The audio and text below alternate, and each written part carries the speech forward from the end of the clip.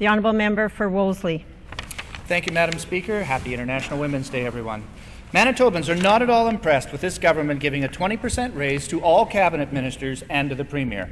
Each minister will get an extra $14,000 this year, and the Premier feels he is entitled to an extra $22,000. These raises were awarded right after the election, before any merit had been established, and the government has now locked in these higher salaries to stay in place for 4 years in a row.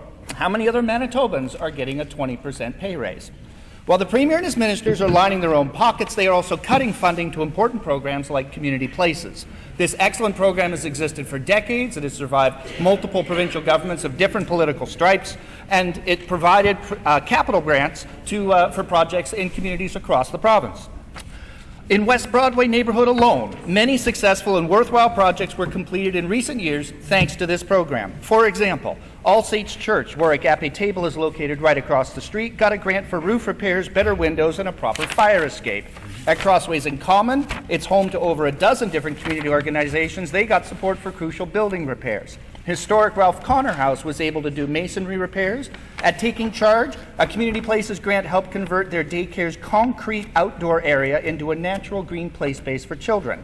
The playground at Day Nursery Centre was similarly improved and the kitchen was upgraded.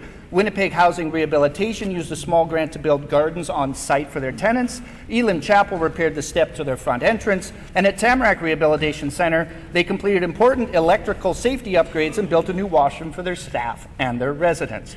The Community Places program is clearly more important than salary increases for the Premier and for cabinet ministers. I call on this government to recognize their mistake, rescind their decision, and reinstate full funding for the Community Places program in this budget coming up next month. Thank you, Madam Speaker.